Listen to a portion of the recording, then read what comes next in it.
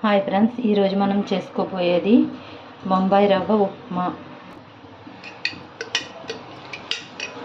ఒక స్పూన్ నెయ్యి,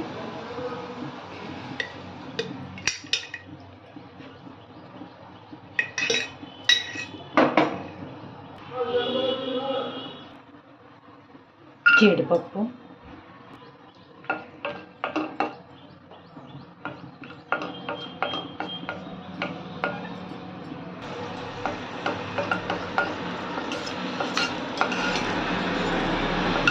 వేగిపోయింది. జీడిపప్పు తీసేసుకోవడమే.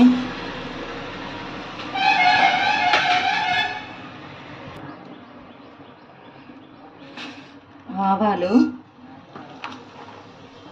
జీలకర్ర, మినప్పప్పు, శనగపప్పు,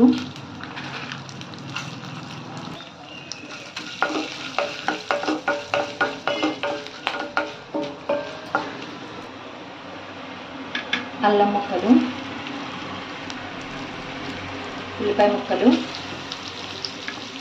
క్యారెట్, పచ్చిమిర్చి, కరివేపాకు.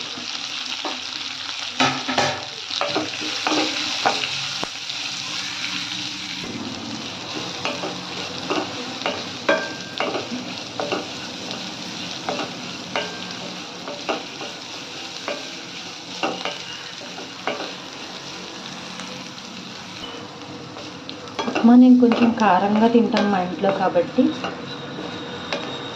పచ్చిమిరపకాయలు ఎక్కువ వేసుకున్నాను. తక్కువ తినేవాళ్ళు అయితే 1-2 మిరపకాయలు వేసుకుంటే సరిపోతుంది. నేను 3 వేసుకున్నాను.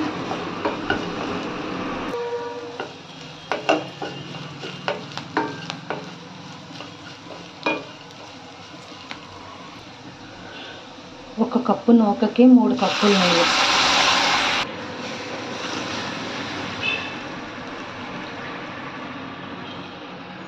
కొంచెం గట్టిగా కావాలనుకున్న వాళ్ళు 2.5 వేసుకుంటే సరిపోతుంది. 2 గ్లాసులున్నర. పల్చగా తింటాం కాబట్టి 3 గ్లాసులు వేసుకుంటున్నాం. 1 గ్లాసు నొక్కి తగినంత ఉప్పు,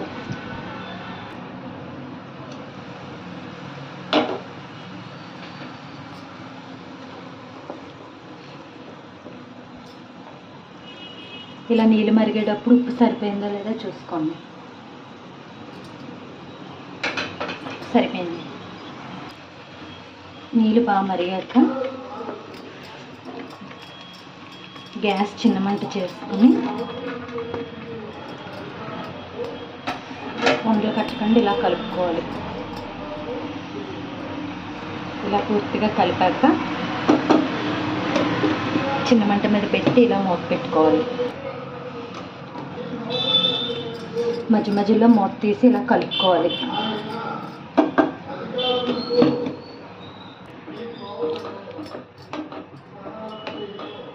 దగ్గర పడే వరకు కూడా చిన్న మంట మీద పెట్టి కలుపుకోవాలి.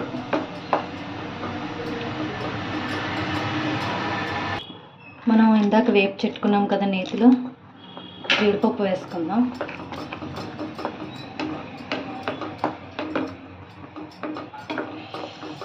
ఇలా ఉండగా కట్టేసుకుంటే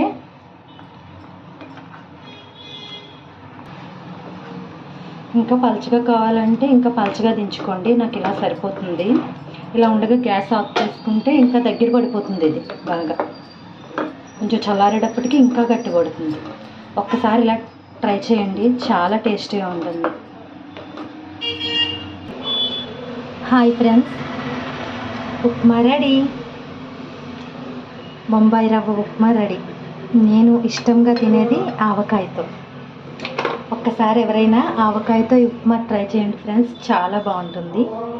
షుగర్తో తినే వాళ్ళకి షుగర్.